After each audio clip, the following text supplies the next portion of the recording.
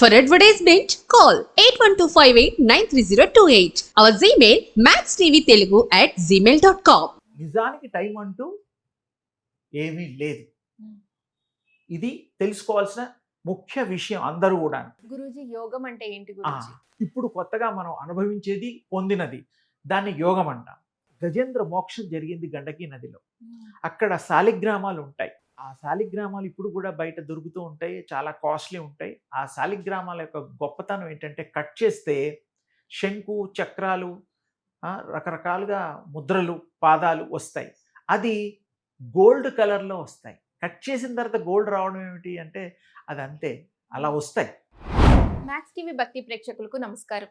ఈ రోజు మనతో పాటు ఉన్నారు దివ్య విశ్వశక్తి పరివార్ ప్రచార వ్యవస్థాపకులు, ప్రముఖ ఆధ్యాత్మికవేత్త శ్రీ స్వామి ఓం స్వరూప్ గారు. హిమాలయాలు మరియు మానస సరోవరం వంటి ఎన్నో గొప్ప క్షేత్రాలు దర్శించి అక్కడ సాధన చేసినటువంటి మహనీయులు ఈ రోజు మనతో మాట్లాడటానికి మన స్టూడియోలో ఉన్నారు. నమస్కారం స్వామీజీ. అమ్మా శుభం తల్లి. స్వామి, అసలు నిద్ర అంటే ఏంటి స్వామీజీ? అంటే చాలా మంది నిద్రని అంటే కొంతమంది దుర్వినియోగం చేసుకునే వాళ్ళు ఉన్నారు, కొంతమంది దాన్ని సద్వినియోగం చేసుకునే వాళ్ళు ఉన్నారు. అసలు దాని గురించి మీ మాటల్లో చెప్పండి గురించి. నిద్ర అనేటువంటి ఇది నిజంగా చాలా మంది ప్రజలు తెలుసుకోవాల్సిన విషయం. అది తెలుసుకుంటే వాళ్ళ యొక్క భవిష్యత్తు బంగారు బాటగా తీర్చిదిద్దుకోవచ్చు. నిద్ర అనేటువంటి పదానికి చాలామంది నిద్రపోవడం, అది గాఢ నిద్ర ఇలాంటివి ఏదో మాట్లాడుతూ ఉంటారు. నిద్ర అనేటువంటిది కరెక్ట్ మీనింగ్ నా అభిప్రాయం, యోగుల అభిప్రాయం కూడా, అలసట చెందినప్పుడు, శరీర అలసట చెందినప్పుడు రెస్ట్ తీసుకోవడం అనేటువంటి దాన్ని నిద్ర అంటారు. నిద్ర అనేటువంటిది మరి విశేషంగా యోగ నిద్ర అదంతా యోగ శాస్త్రాల్లో వేరే ఉన్నాయి. మామూలుగా ఈ దైనందిక జీవితంలో మానవులు నిద్రించే స్థితి వేరు. ఈ నిద్ర ఓన్లీ రెస్ట్కి సంబంధించింది, బాడీ టేకింగ్ రెస్ట్ అన్నమాట. ఇంకా ఇంకొక నిద్ర ఉంది, ఇంకా నిద్ర అందరికీ తెలిసిందే, అది కాదు.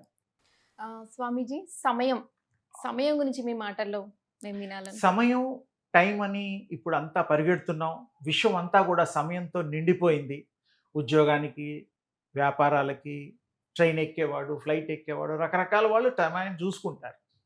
సమయానికి చాలా విలువిస్తారు, అపాయింట్మెంట్స్ అని రకరకాలుగా. సమయం అనేటువంటిది మనం నిర్ధారించుకున్నది, మనం ఫిక్స్ చేసుకున్నది. నిజానికి దెర్ ఈజ్ నో టైమే లేదు. అంటే సూర్య చంద్రుల గతులు ఉన్నాయి, గ్రహాలు వాటి గతులు ఉన్నాయి, అవి వాటి రొటేషన్స్లో అవి జరుగుతూనే ఉంటాయి. మానవులు ఈ యొక్క సమయాన్ని ఒక్కొక్కప్పుడు ఈ వాచీలు అవన్నీ ఇప్పుడు వచ్చాయి, ఒకప్పుడు వాచీలు లేవు. ఆ భూమిలో గుణపం పెట్టి ఆ దాని మీద వచ్చే నీడ ద్వారా కూడా సమయాన్ని లెక్క కట్టేవారు. గోధూళి టైం నుండి లెక్క కట్టేవారు. గోవులు వెళ్ళేటప్పుడు తిరిగే టైంకి మరి సంధ్య అయిపోతుంది, సాయంకాలానికి అదొక టైం ఉండేది. సరే, అప్పట్లో ఆ విధంగా ఉండేవి. సమయాన్ని మనమే ఇంగ్లీష్ వాళ్ళు గ్రీన్విచ్ టైం అంటాం, వరల్డ్ స్టాండర్డ్ అది. మన ఇండియన్ స్టాండర్డ్ టైం వచ్చి ఉజ్జయిన్. ఇది మనం దాని ప్రకారం లెక్క కట్టుకుంటాం.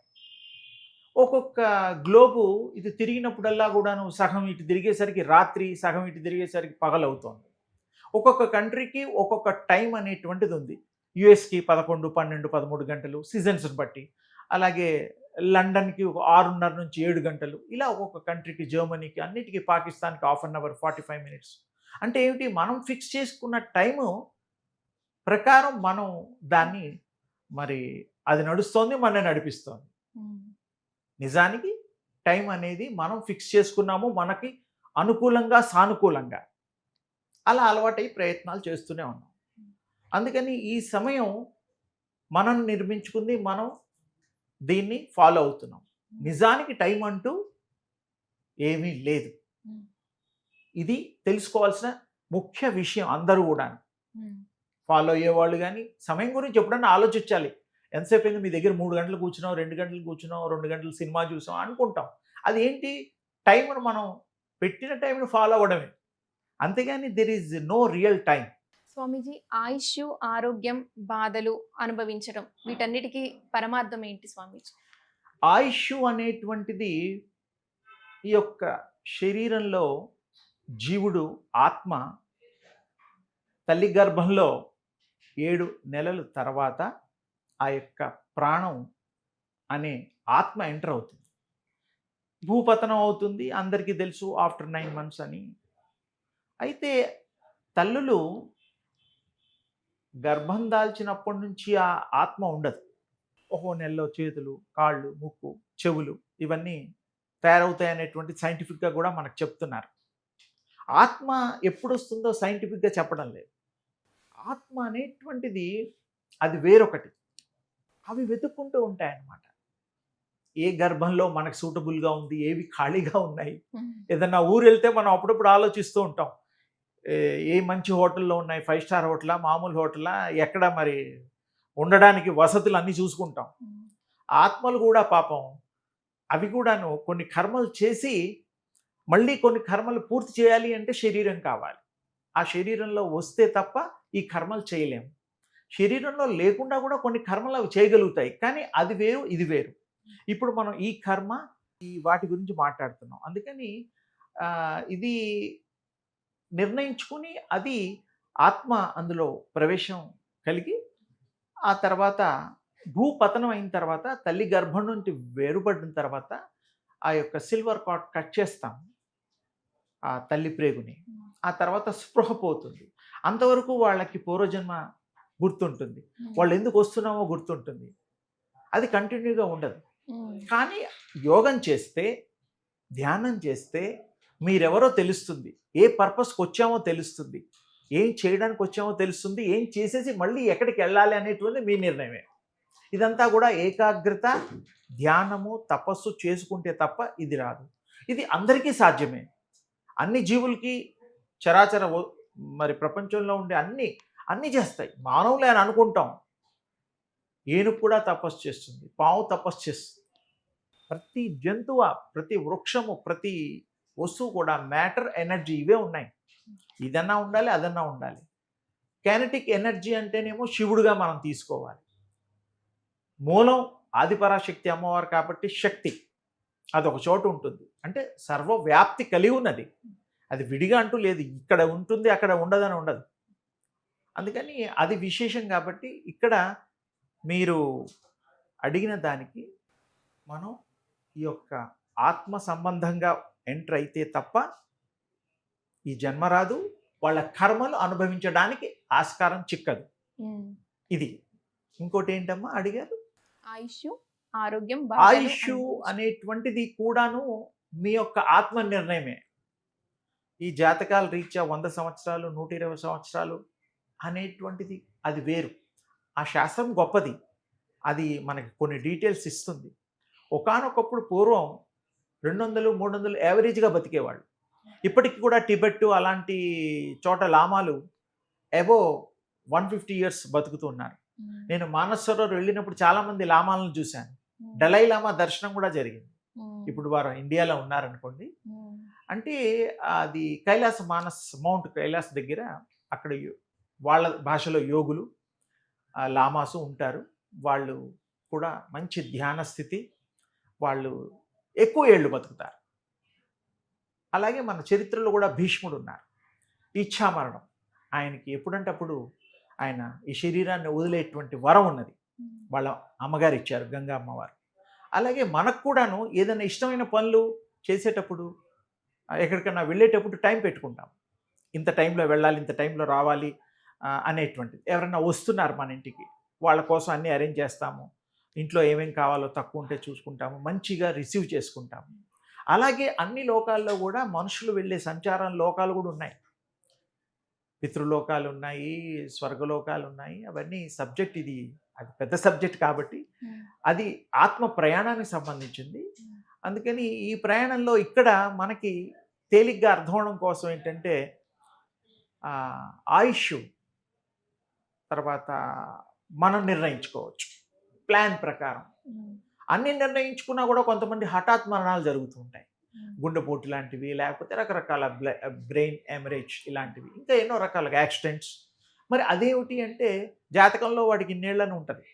మరి ముందరే కూడా కొంతమంది శివైక్యం చెందుతూ ఉంటారు. అది అలా కాదు, వాళ్ళకి ఆత్మకి తెలుస్తుంది. ఆత్మకి తెలిసి ఈ శరీరాన్ని వాళ్ళు ఆ విధంగా ప్రయాణం చేస్తూ ఉంటారు. అది మనం తెలుసుకోవాలంటే కూడా మీరు ధ్యాన స్థితిలో ఉండి తెలుసుకుంటే ఫ్యూచర్ కూడా తెలుసుకోవచ్చు. మనం ఎన్ని రోజులు కావాలంటే కూడా అన్ని రోజులు మీ శరీరాల్లో ఉండొచ్చు. అది మీ నిర్ణయం. దానికి ఏంటంటే మంచి గుణాలు, మంచి అలవాట్లు, ఎప్పుడు సతతము భగవంతుడి యొక్క ధ్యాన స్థితుల్లో ఉంటే వారికి భవిష్యత్తు తెలుస్తుంది. వారే శక్తి స్వరూపులు అవుతారు. మరి వారికి తెలియకపోవడం అంటూ ఉండదు. అందుకని ఇంకా ఆయుష్ గురించి వాళ్ళ చేతిలోనే ఉంది. ఎన్ని రోజులు ఉండాలో అనేటువంటిది ఎంత తేలికైన విషయం, నమ్మడానికి కష్టమే. వాళ్ళు ఉండగలిగితే, ఏమి పట్టించుకోకుండా ఉంటే ఎప్పుడో రాలిపోతాం, ఎప్పుడో ఎక్కడికో వెళ్ళిపోతాం. అది దాని గురించి డిస్కషనే లేదు. కావాలి అంటే ఒక పద్ధతిగా ఉంటే మనకి అన్నీ కూడా అవగతమవుతాయి, అందుబాటులోకి ఉంటాయి. ఇంకోటి ఏంటంటే గురూజీ, యోగం అంటే ఏంటి గురూజీ? చాలా మంచి ప్రశ్న. యోగం అనేటువంటిది ఏంటంటే ఈ ప్రపంచంలో ఇంతకు ముందు లేనిది, ఇప్పుడు కొత్తగా మనం అనుభవించేది, పొందినది, దాన్ని యోగం అంటాం. యోగము అంటే పారమార్థికంగా కూడా యోగము అది వేరు. ఆ యొక్క ఆత్మ పరమాత్మ జీవుడి యొక్క సాధనలు, అక్కడ ఆ లక్ష్యాలు, ఆ యొక్క ఏకాగ్రతలు అందులో కూడా వాడతాము. ఇప్పుడు మనం ఈ దైనందిక జీవితంలో మనం మొన్నటి వరకు బీదవాడుగా, మొన్నటి వరకు వాడు కష్టాలు అనుభవిస్తూ ఉంటాడు. ఒక 5-6 ఏళ్ల క్రితం ఇప్పుడు కోటీశ్వరుడు అవుతాడు. కార్లలో, బెంజ్ కార్లలో తిరుగుతాడు. మంచి సొసైటీలో నేమ్ ఉంటుంది, ఫేమ్ ఉంటుంది. మరి వాళ్ళని ఏమంటాం అంటే ఏం యోగం పట్టిందిరా అంటాం. అంతకుముందు లేనిది ఇప్పుడు వచ్చింది కాబట్టి యోగము అనేటువంటిది కొత్తగా వచ్చేటువంటిది. అది భగవంతుడు కూడా కృప కావాలి, మన శ్రమ కావాలి. లేనిది ఇప్పుడు కొత్తగా వచ్చేదాన్ని యోగం అంటాం. యోగం అంటే అర్థం అది. గురూజీ, ఆనందం అంటే ఏంటి గురూజీ? ఆనందము అంటే మీరు సంతోషము, సౌఖ్యంగా అన్ని వనరులు ఏర్పరచుకున్న వాళ్ళకి ఆనందం పొందగలుగుతారు. ఆనందంలో రకరకాలుగా కూడా ఉంటుంది. వాళ్ళు చేసే పనిలో ఆనందం పొందగలుగుతారు, చదువులో ఆనందం పొందగలుగుతారు, ఉద్యోగంలో ఆనందం పొందగలుగుతారు. అసలైన ఆనందం అంటే ఏంటి? అసలైన ఆనందం అంటే ఆత్మ పరమాత్మ కనెక్ట్ అవ్వడమే సచ్చిత్తానందం. అంటే మీకు అక్కడ ఏమీ ఉండదు, బ్రహ్మత్వంలో కలిసిపోతారు. మీకు కష్టం తెలీదు, సుఖం తెలీదు, ఏ విధమైన అనుభవాలు ఉండవు. ఒకటే ఆనందం. మీరే ప్రకాశం అయిపోతారు, మీరే భగవత్ స్వరూపులు అవుతారు. అంటే when you are pure, you are the god. Purity ఉన్నదనుకోండి, మీరు భగవత్ స్వరూపులే. అందులో మీరు ఏదంటే అది ప్లాన్ చేసుకోవచ్చు, ఏదంటే అది చేసుకోవచ్చు, ఇతరులకు కూడా చేసి చూపించవచ్చు, ఇతరులను కూడా బాగుపరచడానికి మీరు ప్లాన్ చేయొచ్చు, ఆ బాటలో నడపచ్చు సత్మార్గంలో. అప్పుడు వాళ్ళకి, ఈ ప్రపంచానికి, అందరికీ శ్రేయస్సు, తర్వాత ఆనందము, సౌఖ్యము అన్నీ లభ్యమవుతాయి. గురూజీ, మీరు హిమాలయాలు, మానస సరోవరం ఇటువంటి దివ్యక్షేత్రాలు దర్శించుకున్నారు కదా, అక్కడ జరిగిన మీ అనుభవాలు, మీ జ్ఞాపకాలు మాకు తెలియజేస్తారు. హిమాలయాలు చాలా విశేషమైనటువంటివని అందరికీ తెలిసింది. భగవంతుడి యొక్క నివాస యోగ్యమైనటువంటిది. అలాగే శివుడు ప్రత్యేకించి మరి మానస సరోవరంలో ఆయన స్థానం అది. అక్కడ తపస్సు కూడా చేసుకున్నాడు మౌంట్ కైలాష్లో. అయితే అక్కడ ఇంకా విశేషం ఏమిటంటే గిరి ప్రదక్షిణ ఉంటుంది 3 రోజులు 4 రోజులు. అంటే మానస సరోవర ప్రదక్షిణ. తర్వాత మానస సరోవరం 127 పైచిలుకు కిలోమీటర్లు. అది కూడా మనకి 4 రోజుల దాకా పడుతుంది ఒక ప్రదక్షిణానికి. ఆ నీరు చాలా స్వచ్ఛంగా, ఎంతంటే మన ఆంధ్రాలో మహానంది ఉంది కదా, అక్కడ ఒక చిన్న ఏదన్నా వస్తువు వేస్తే కూడా, పిన్ని వేసినా కూడా కనబడుతుంది. అంత క్లారిటీ, అంత ట్రాన్స్పరెంట్గా ఉంటాయి. అక్కడ విశేషం ఏంటంటే రాత్రి బ్రాహ్మీ ముహూర్తం ఆ సమయంలో దేవతలు వచ్చి అక్కడ స్నానం చేసి మరి వెళ్తారు అనేటువంటిది చూసిన వాళ్ళు మరి చరిత్రలో కూడా చెప్పారు. అలాగే పార్వతీదేవి కూడాను ఆ పరిసర ప్రాంతాల్లోనే మానస సరోవరం దగ్గరే మన వినాయకుల వారిని ఆవిడ సృష్టించడం, అక్కడ ఆవిడ స్నానానికి వెళ్ళడం అవన్నీ కూడా అక్కడ జరిగినవే. అక్కడ మానస సరోవర్ దగ్గర రాక్షస తాళ్ అని ఒకటి ఉంటుంది. అది కూడా గొప్ప విశేషమైనటువంటిది ఏంటంటే, రావణ బ్రహ్మ రుద్రవీణ పేగులు తీసి వాయించారని మనం చిత్రాల్లోనూ వాటిలోనూ చూస్తూ ఉంటాం. అక్కడ రావణ బ్రహ్మ రుద్రవీణ అక్కడ వాయించాడు ఆ రాక్షస తాళ్ దగ్గర. తర్వాత చేతులు కడుక్కుంటాడు అనమాట అక్కడ. అందుకని దాని పేరు రాక్షస తాళ్ అని వచ్చింది. ఆ నీరు ఎవరు తీసుకోరు, అక్కడ ప్రజలు కూడా ఉండరు, పశువులు కూడా ఉండవు. అది చాలా పెద్ద మరి తటాకం, అది పెద్దది. ఇంకొంచెం ముందరికెళ్తే మన అందరికీ తెలిసిన సుపరిచితుడు స్వామి వెంకటేశ్వర స్వామికి కూడా అప్పు ఇచ్చినటువంటి కుబేర స్వామి. కుబేరుడిది అక్కడ పెద్ద రాజ్యం ఉండేది ఒకప్పుడు, కుబేర స్వామి. అది కూడా విశేషమైనమాట. దాన్ని ఎంతోమంది యోగులు దర్శించడానికి కూడా వచ్చేవారు గతంలో. ఇప్పుడు ఏంటంటే ఈ మానవులకి ఈ చరిత్రకి అంతగా సమయం దొరకడం లేదు. చదువుకోవడానికి, వినడానికి ఏదైనా సమయం ఉండొచ్చు, సినిమాల్లో చూడడానికి అది ఉండొచ్చు, అంతకంటే ఏమిలా. ఆ కుబేరుడు ఉండే రాజ్యం కూడా అక్కడ ఉన్నది. అది కూడా మరి అదొక జీవితం వేరది. ఆ ప్రదేశాలు చూడాలన్నా చెయ్యాలన్నా మరి ఎంతో యోగ్యత ఉండాలి, పూర్వజన్మ సుకృతం ఉండాలి. ఆ కోరికతో పుట్టిన వాళ్ళు మాత్రమే వెళ్ళగలుగుతారు. మామూలుగా కూడా ఇప్పుడు కూడా సంకల్పాలు తీసుకోవచ్చు. ప్రపంచం అంతా ఇలాంటి ఎన్నో భూములు మనం అంటాం కదా, ప్రపంచాన్ని భూమి కూడా అంటాం కదా, వరల్డ్స్, ఇవన్నీ కూడా సంకల్పంతో ఇవి తయారవ్వబడ్డాయి, క్రియేట్ అవ్వబడ్డాయి బ్రహ్మ సంకల్పంతో. సంకల్పం చాలా గొప్పది. మంచి సంకల్పం ఉంటే మనం ఏదైనా చేయొచ్చు, సాధించవచ్చు. మనం మరి ప్రతిదీ సాధించడానికి కూడా సంకల్పం లేకుండా ఏ పనులు చేయడానికి కూడా మరి అనుకోవాలి కదా. మొదలు ఇది చేయాలి అని అనుకోవాలంటే సంకల్పించుకోవడం. అలాంటిది భగవత్ సంకల్పాల ద్వారానే ఈ యొక్క సృష్టి జరగడం జరిగింది. అది విశేషించి మరి హిమాలయాల్లో కూడా చాలా గండకీ నది కూడా ఉంది. అది కూడా చాలా విశేషం. ఇప్పుడు కృతయుగం టైంలో మరి ఒక గజేంద్ర మోక్షం జరిగింది గండకీ నదిలో. అక్కడ శాలిగ్రామాలు ఉంటాయి. ఆ శాలిగ్రామాలు ఇప్పుడు కూడా బయట దొరుకుతూ ఉంటాయి, చాలా కాస్ట్లీ ఉంటాయి. ఆ శాలిగ్రామాల యొక్క గొప్పతనం ఏంటంటే, కట్ చేస్తే శంకు చక్రాలు, రకరకాలుగా ముద్రలు, పాదాలు వస్తాయి. అది గోల్డ్ కలర్లో వస్తాయి. కట్ చేసిన తర్వాత గోల్డ్ రావడం ఏమిటి అంటే అది అంతే, అలా వస్తాయి. అది రావడానికి ముందర గజేంద్ర యొక్క మోక్షం, అది యుద్ధం జరిగినప్పుడు మొసలికి దానికి, అప్పుడు విష్ణుస్వామి వారు అనుగ్రహించి ఆ విష్ణు చక్రంతో, సుదర్శన చక్రంతో ఆ యొక్క మొసలిని సంహరించి గజేంద్రుని రక్షిస్తాడు, కాపాడుతాడనమాట. అందుకని ఈ యొక్క సుదర్శనం అందులో మునిగి ఆ సంహరించినందుకు కూడాను అని చెప్తారు. అది బంగారు వర్ణం రావడానికి అదొక కారణం అనేటువంటిది. గండకీ నదిలో ఆ యొక్క శాలిగ్రామాల్లో ఆ రంగు, ఆ పౌడర్ని అక్కడ ఎవరన్నా వెళ్ళడం చాలా కష్టం. మొదటి గండకీ నది, ఇంకో గండకీ నది ఇన్సైడ్ ఉంటుంది. అక్కడ దుండగులు కూడా ఉంటారు, నేపాలీలు, చైనీసులు కూడాను. అక్కడికి వెళ్ళి ఇవి తీసుకొని, ఎవరైతే శాలిగ్రామాలు తీసుకొని వస్తూ ఉంటారో వాళ్ళ దగ్గర దోచుకుంటారు. దోపిడీ దొంగలు ఏదో బతిమలాడితే ఒకటి రెండు ఇస్తారు, మనం ఎన్ని తెచ్చుకుందాం అన్న కుదరదు. అది వాళ్ళు కట్ చేసి ఆ గోల్డ్ పౌడర్ తీసేసేసి అది కూడా వాళ్ళు వ్యాపారం చేస్తారు. అది చాలా మందికి, ప్రజలకి మరి తెలుసు కొంతమందికి, కానీ ఇంకా లోతుగా తెలియదని నేను భావిస్తున్నాను. అందుకనే ఈ విషయం చెప్పడం జరిగింది. ఇంకా చాలా విశేషాలు ఉన్నాయి. మరి పగలు రాత్రి కూడా పుష్పాలు వికసిస్తాయి. అలాంటివి చేవి కూడా ఉన్నాయి అక్కడ. తర్వాత చెట్లు కూడా నిద్రిస్తాయి, మెలుకుంటాయి. పొద్దునేమో నించుంటాయి, రాత్రిపూట పడుకుంటాయి. తర్వాత నార చీరలు అలాంటివి కూడా అనేవాళ్ళు అప్పట్లో. అవి నెయ్యక్కర్లా, చెట్టుకి ఒక పొరలాగా వస్తుంది. ఆ పొర జాగ్రత్తగా తీస్తే మీరు ఎన్ని గజాలంటే అన్ని గజాలు జాగ్రత్తగా తీసుకుంటే వస్తుంది. అవి చీరలుగా కట్టుకునేవారు ఆ రోజుల్లో. అది కూడా గొప్ప విశేషం.